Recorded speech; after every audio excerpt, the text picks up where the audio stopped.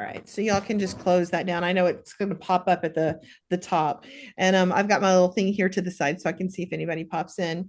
Well, welcome, welcome. We've just been chatting about kind of the projects that we're working on and how some of y'all are already busting your stash. I love it. This time I kind of wanted to talk about organization. We're not going to spend a lot of time on organization because I feel like everybody's space is very, very different in size, in scope, what you have, on and on and on. And there are a lot of different ways that bye, my employees are leaving, bye. There are a lot of different ways that you can organize, and it's something that you have to think about. Like, do you want to organize by fabric type? Do you want to organize by fabric color? Do you, that kind of thing. So we'll go over a little bit of that. And I am not an expert by any stretch of the imaginations, and I'm hoping that all of us working together, we can kind of get ideas off of each other and maybe solve a solution that one of y'all are having. All right. So if you're not working on anything, you can definitely unmute. That'll be a little bit easier. Hi, Sharon. How are you? All right. So the first thing, I've written a few notes so I can keep track of this. The first tip that I have on organization is that you divide everything so that you can conquer it. So put all your fabrics in one place, put all your tools in one place, put all your patterns in one place. And that way you can kind of keep track of it a little bit better. And that's something, you got to think about what you have. Patterns for me I'm not really a pattern collector, so I don't have that much of a problem with that. And most of the patterns I have are on my computer, and I keep those kind of put in files. If you have problem with files, I might be able to help you with that, how to keep them organized. Um, um, but fabrics are a bigger thing for me, as I imagine it is for most people, because the fabrics are so pretty. The patterns are pretty too, but the fabrics are prettier. So when you're doing that dividing, you can, like I said, you can divide by type. Most of us, if you're in the quilting world, you're going to have quilting cotton, so that's not really a big deal. I kind of keep mine divided by designer because I tend to buy designers. I have a lot of Tula, a lot of Juicy Juice, a lot of Libs Elliott. So basically the same thing you see in my stores, I have in my stash. And I kind of divide it by designer when I first get it. Then as it breaks down, I might put it by color, like when you get into scraps or something like that. And then my next thing is, and we all know this, is keep it contained, like in a container. Clear containers are great for like scraps and things like that so that it stays top of mind and you can use it. Does anybody do your scraps like that by color? Pam? Yeah. You do, Denise, you do. Yes, and by designer sometimes. And by designer, like when you first get it and it's a larger, like a fat quarter bundle or something like that. That's a good. Well, yeah, but there's also like Juicy Juice goes well with Allison, whatever, her that Allison girl, and or my Libs Elliott. I like to kind of use that just by itself. Right. So Yeah. um, Allison and Tula play pretty well glass, together too. Allison glass. So I keep those together, but I don't have a Yeah. lot of Tula left. Yeah.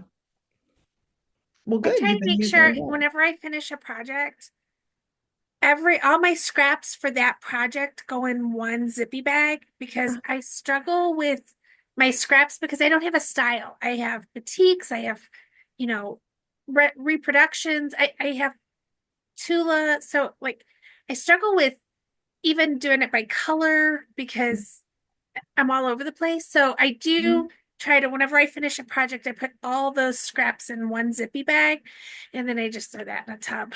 And that makes I like sense that. because they are Yeah. kind of nichey like that. So that does make Hmm. sense to do it that way. That's why this is so kind of how your style a little bit, and how you do it. have you thought of putting it, do you put them in clear baggies or anything like that? So you Yeah, they're can clear see? baggies. I've tried by size, Uh-huh. and then I would go through it and I'm like, well, none of these go together because they're reproductions and batiks and flannels. So by Right. size didn't work. And I tried by color, and yeah, I haven't figured out how to. Well, it sounds like you have the system pretty good. Only for the ones that I finish a project. All my other is a whole hot mess. So does everybody use like your vertical space? So you have your shelves, you have your pegboards. Do y'all use like the back of Oh, the look how door? pretty that is, Pam. Look at That's that. Oh. beautiful. Pam, I could see you being very organized. girlfriend. Oh, wow. Can I come play to your house? It's not Look all at her like shelves that. behind her. It's all the cute little things. I did. Target had for a while. I saw somewhere on Facebook, somebody got these tubs from Target and they were perfect. They were the size of a layer cake. So I Mhm. bought a bunch of them, and I have layer cakes in one and charm packs in the other because you can four. And Right. so those stack nicely. And I can't find that container anymore, but that was awesome to organize all my layer cakes and charm packs. See, you already do it. You already put things in the Not different the categories. not the scraps I though. think And even like I have patterns, scrap patterns, and then I go buy fat quarter bundles to make these scrap buster patterns because they're really not scrap quilts. They're like, you know, when you look at a scrap quilt, they're all nice and neat, and it's not just scraps. Yeah. Not my scraps anyway. Not your scraps. I mean, I think I have a love affair with plastic containers, that's pretty. but I think the Rochelle? key is to always have them be the same kind of container and not two containers like this and 10 like this and 3 like this. Yeah. For them to stack and And be work useful. pretty good. They Yeah. They I have. got about 10 of these stacked this size. It's nice that it's clear so you can see what's in it. Mhm. And that I think that's some of it. Keep it top of mind so maybe you'll use it a little more often. So how do you keep bigger pieces? So I hear that the charm packs and the 10-inch charms, you've got bins for those. The scraps we keep in bags, right? After you finished a project. What are you doing with the fat quarter bundles and the yardage that you get? They're just crammed on my shelves. They're crammed on your shelves. I do have what are those like plastic boards that you get from Right. Mhm. Yeah. EPP in Paducah? Mhm. I have those and I Mhm. wrap on the boards. Mhm. Mine don't look near as pretty as Pam's. I don't use those boards. I use an 8.5-inch, like by 24 ruler, and wrap the fabric on there, sort of like I get it if I buy a lot of yardage from a You don't have shop. anything in the core. You just wrap it up and then just put it on the shelf. Oh, I put it- nice. I fold it. It's like this, and then I fold it halfway. It's long, and then I fold it halfway, Yeah. and then you just see a little snippet of each fabric. Yeah. It's beautiful. Thank you. I mean, a half a yard, I can put a half a yard like that, but anything less than half a yard doesn't do really it as well. wrap. Yeah. So Yeah. those have to be somewhere else. Yeah, those fat quarters. Right, right.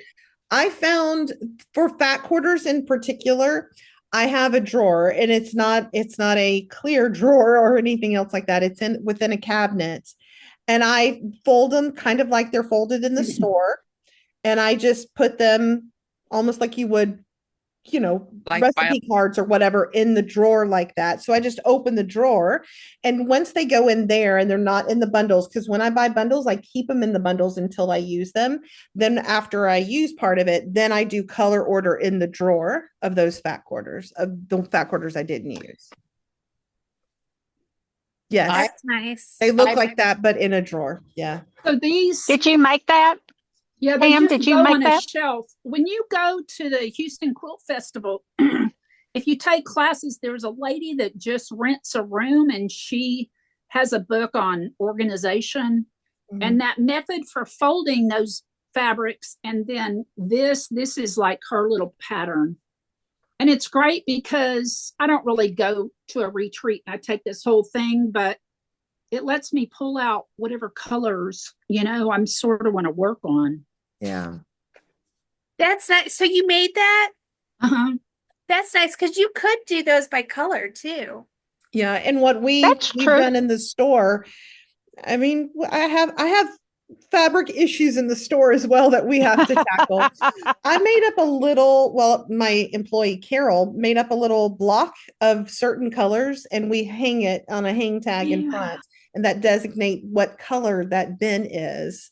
So that's an idea too, to use up some of your scraps, make your little block to kind of color if you don't have a clear bin. That's helpful. Mhm. I bought a bunch of bags, they're really big bags, Mhm. because I had fabric everywhere. Yeah. Box full of fabric, I have drawers full of fabric, I have bins full of fabric, but now all my threaded line fabric is all together in these bags, but they're just basically thrown in there, which I need to organize. Yeah. So I think some of these ideas are really, really good. And that's what I was hoping, that we could kind of feed off of each other and, that kind of thing. I do keep my anything like Pam does, half yard or more. I do have the boards, the plastic boards that I keep and fold it up. And then I don't have a lot of scraps because I'm not doing a lot of sewing outside of work right now. And all my scraps that I do from the samples go into the store sample bin. That's so we have lots Oh. of space and so nicely organized, but I have. Oh, one of these. Rochelle, That's for fat quarters. I have one of those Oh, too. that's nice. yeah, I that's need nice. to find it. So what if you've got, well, it looks a little It's out of fat. I don't know focus. why it's fuzzy. There it is. Because you have your Oh, background blurred. Yeah, it's because of the background. let me see if I can. How do I take that off? No idea. I can't remember how I did it. So down at the bottom, well, if you're on a computer, oops, sorry. If you're on a computer, the little arrow next to video, the little caret, you click on that and unclick the blur background. There you go. I didn't want you to see my mess. That's okay. We probably all, or at least most of looks us, great. probably I have have masses that. I'm trying to too. put the same colors in sections together. Right. But the Nice. problem with this is I've got more. Yeah. Oh, Yeah. but that's Well, you're great to taking take the to bus to retreat. stash classes, so you're going to get rid of some of that. I've been using them. Yeah. Yep. Fabric goes in and out of style. And It I guess does. it does, so Jennifer can keep selling fabric. There you go. Well, and I was going to save it for another one, but since you mentioned that, and we can talk about it a little bit, but I came up with this really great idea for that, specifically that the fabric that you bought and you loved at the time, and you don't like, it's not exactly what you want anymore, but you still have to use it, right? You don't want to necessarily donate all of it. Use it for backings, piece your backings. Oh, that's an idea. Mhm, that's a good They idea. don't have to be tiny little pieces like you do on the front. Take fat quarters and just sew those fat quarters together, or those 10-inch charms, sew them together and do just a big pieced backing. And don't buy backings anymore. Use your stash for your backings. And I tell you, you will use up fabric. We had this lap quilt that we had, and I had kitted stuff. The kit didn't go over very well, so I needed to kind of rehash it, right? We put it in a lap size quilt, but I had these 2 1/4 pieces of fabric, 2 1/4 yards of fabric, and then just 12-inch, like, so basically a third of a yard. And what I did was I cut that 2 1/4 in half, and then took the 12-inch pieces and cut that in half, put those 12-inch it was basically 12 by 20, and pieced those together in the center, connected it to those long strips, and then I had the backing. So there were probably, Nice. it was 4 pieces, 4 fabrics, plus the 1 2 1/4 yard to make a backing. And that used up those fabrics just like that. That is a great idea. Yeah. Use those pieces because the backing doesn't have to match the front perfectly. I mean, it's nice if it kind of coordinates, but it doesn't have to look perfect. It doesn't have to be from the same line or anything. It can be those older fabrics that you don't necessarily want to put on the beautiful front, because it's out of style a little more or something like that. Put it on the back. Has anybody ever done that before? Yeah, I did learn to whenever I buy fabrics, I buy a binding at the same time. So I buy a yard for binding whenever I buy, Mhm. whether it's a kit or like a fat quarter bundle or whatever, I buy a yard for binding. So I will have binding that matches. Mhm. Mm-hmm. Because like you said, you can put anything on the back, but I like You can my put binding anything on the to back. kind of Yeah. match. So even if does anybody have blocks left over, like the blocks that they've made and didn't use? Again, stick it on the back. I've done that several times for just things that were left over. Like I decided to make a quilt a little bit smaller, just doing it a strip, either a long strip down or a horizontal strip. Looks really good on the back, by the way. It looks absolutely fabulous and definitely a way to use up some of those scraps. I take I just finished a Christmas quilt and I had where you do the corner flips, Mhm. hit the corner flips, and I took all the corner flips from the quilts and sew them into blocks. And because the back that I need is just a little bit more than 2 strips, Mhm. need like another 8 or 10 inches to get it long enough for the long armor. So I'll put that row of blocks in the middle. And it then looks I might amazing. only need to buy like an 8-inch strip in addition instead of another whole, Yeah, 3 yards. exactly. Yeah.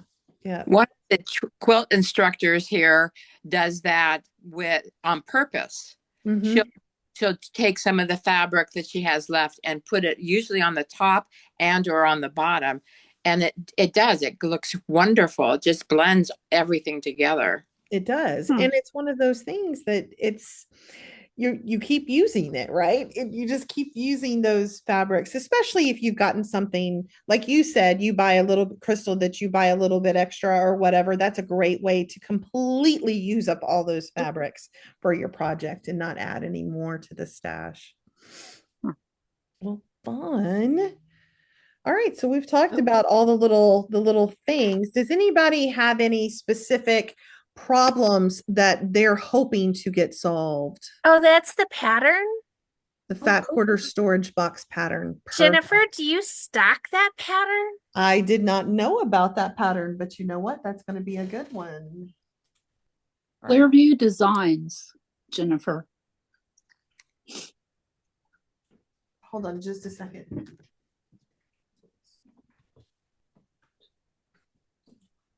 You see who else said they couldn't get in? I have 12 of them. Yeah.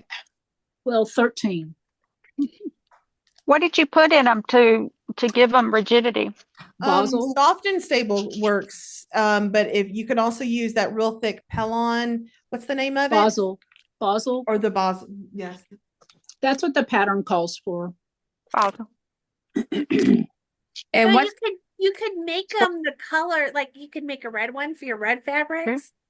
That's a great idea, Pam. Well, I made a yeah. I some of it, like if I made a blue one, I maybe wouldn't have a whole blue one, like enough fabric for a blue one. Right. So that's why I picked something that It was more neutral and they look no, beautiful it's up it's there. look- like So pretty on your shelf. Yeah, it's like that. I mean, this is a Joanne fabric, sure. Does it matter? but I mean, if I could do my sewing room over again, I would have all IKEA. These are all IKEA shelves, but they make them that are glass front. They have glass front storage now, and Mhm. So I had the IKEA glass front storage, and you have to be careful with those. On the one that I had, the glass was only on the top, and I had to anchor it to the wall because it wanted Yeah, to yeah. tip. Mm. Okay. So what were specifically, what were you hoping to get from this? And are you getting it, I guess, with this one, or do I need to change the focus for the next meeting?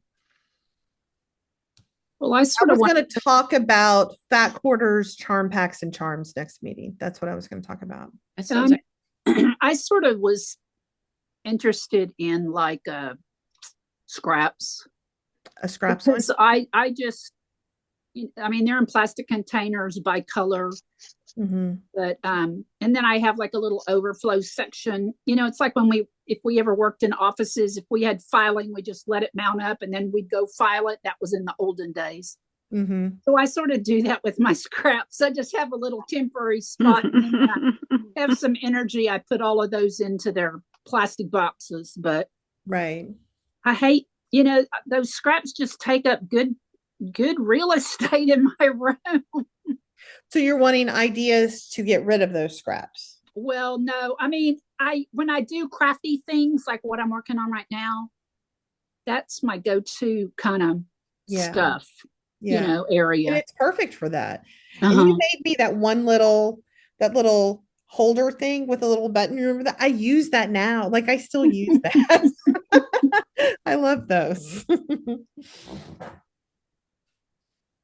I make a lot of crafts for my quilt guild when we have a sale Yeah. at our quilt show. Anybody else? Let's see. Machine embroidery. Oh, from machine. Also, machine and embroidery have a lot of extra parts and pieces. Okay, yeah. I didn't even think about the machine pieces and stuff like that. That one's tough. I have a drawer and it just all gets dumped in it. And I have a little, it's a little bamboo, basically just case, for lack of a better word. Not unlike this little metal one here, but it's bamboo and open. And I just throw all the little pieces in there and hope for the best. Oh my gosh, you do have a lot. My embroidery machine, when I had it, had its own stand. So all the hoops and everything hung on the stand, but that's probably where I'm the least good at, is where to put all the machine pieces and parts. Anybody have a good idea? Ooh, radio silence. I guess we all heard on that one. Well, I mean, sort of on that line is like the different interfacing and double-sided and single-sided and That, if you can keep it on the roll as long as possible, and then when it's small little scrap pieces, because I do keep small scrap pieces of the interfacing because I could use them. You never know when you can use them. Even for putting in a snap on a bag, you can use one as small as a 1.5 to 2 inch piece. So that just ended up in a drawer. It was contained in a drawer. If I didn't have it on the bolt, it was on the drawer. And the bolts, you can get things to hold bolts. If anybody does bolts, you can put them on the back of the door or something like that. If you store cork or vinyl, those roll holders that go on the back of the door are absolutely perfect. IKEA has ones that they're called like plastic bag holders. They also hold those vinyl and cork rolls too, if you have some wall space. And Holly said there was an embroidery pattern at IQF to hold rolls. It was from a company in Australia. So if you want to look at the chat, because some of the people, I guess they don't have the ability to talk, they're talking in the chat. So you can click on the chat button at the bottom and see that. Yeah, so that's that. So machine parts, I'll have to look into that, because that's actually something that I think would be very good, is to know how to do that one. All righty. So what I would like for everyone to do, Pam, I don't know if you have this. I would like everybody's challenge to pick one little area in their room, one little bin, one little drawer, one bag, one anything, set a timer and kind of work on it, get it organized, take a before and after picture and post it in the Threaded Lines in Montgomery Facebook group. And let's see. if we can all, overcome something. And there may be some prizes in store if you do the challenge. Does everybody have something they can work on? Pam, you're so organized. I don't know if you have anything. Oh, I can. And I'll even do mine too. I'm a little bit of mess at home, so I'll take a picture of mine and I'll show y'all mine. Here at the store, it's not so bad. It doesn't get so bad. We don't build up anything, but Do you rent out your helpers from your store? I know, right? I'm actually very organized. I'm kind of like Pam. I don't have as many cute things laying around, but I'm actually a pretty organized person, believe it or not. So you wouldn't, if you looked at my office right now, you wouldn't say so. That's okay. All right. So I know there have been a couple new people. Is there anything that, like Susan, was there something that you wanted help with? No? No, just saying, help. Help. We had a lot of good ideas going on here. Pam had a well- lot of ideas. Crystal, actually, she doesn't think she's very organized, but she is pretty organized. Rochelle had a nice bag. I just have too many ideas and too much fabric and not enough time. So Yeah, that happens, I think, to all of us. It's If just only good to- I stitched as fast as I shop. Yeah, I know, Yeah. right? I know. I need to finish the things I've started. You've got a lot of UFOs? Yeah, but I'm in a group of like 20 ladies, and we do it through GroupMe, and we're all over the US, just friends and such. Mm-hmm. And we make a list at the beginning of the year, and then we like post it. And first of all, we have to identify, they have to be older than 2023 for this year. Mm-hmm. And so we have to, put our hands on them and identify them and then sort of commit. And we all put in $10. And if you complete one, then it's one token towards winning. Mm-hmm. And then they just pull out a lucky number. And for Somebody wins whoever's the pod. Yeah. done some UFOs, has a chance of winning. So I'm really an incentivized person. So that, is a big motivator for me. Yeah. But yeah, I mean, I have at least 20 boxes of UFOs at different levels. And it's all associated to starting stuff at the Houston Quilt Show. Yeah. Classes that I'd never go back and finish. Right. That's the hard one. And there was I sat in a presentation once and the lady said, there's a reason why it's a UFO. You don't want to do it, so just throw it away. And it's like, I could be so much against that because that's not true. I just haven't had time yet. Yeah. But there are some I'd like to throw away. I tend to have at least 3. So all of my craft hobbies, I have a simple, a medium, and a hard. And depending on what mood I'm in, you know. Sure. So because sometimes some of those really complicated quilts, I'm just not in the brain space. I need something simple. Or sometimes I have a simple project and I really want to dig in and get something more complex. So I tend to have a simple, medium, and hard in all of my hobbies on the go at a time. Interesting.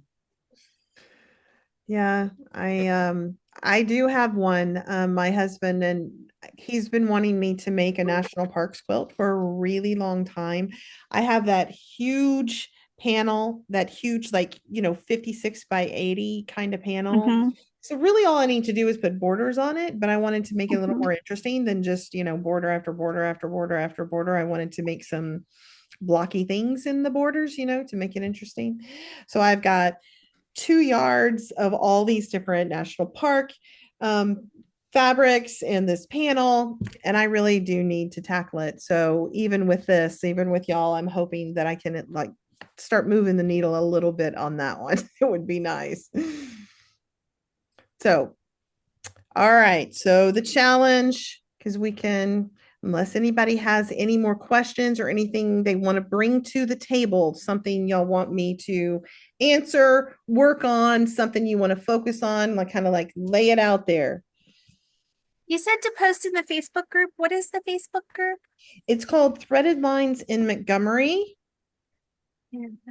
Let me go into Facebook and I will get the link for y'all. Okay. Groups. You would When do we have to have it posted by? Is it a, by the next, well, before the next meeting, right? Because I want to be able to see it. So the next meeting in February, I'm actually going to have to put it off a little later. I'm going to QuiltCon on that third week. So if we could put it on the 26th. And is everybody okay if we go an hour later? Instead of 5 o'clock? Is fine. everybody right at dinner at 6? no, I'm right at dinner at 5, which is why you couldn't see me. I was eating. Okay, so I'm in 6 Colorado, kind of so is I'm better. still working. I know, like, not everybody's in Texas either, so or maybe that one day you put off eating or eat a little early. That way, because my employees wanted to be a part of it, so Mhm. Oh, yeah. I would like it a little later. So February 26th, 6 p.m. Done. And we would need to have, so I have time to look at it by the 23rd, by February 23rd. Okay. Take a picture before.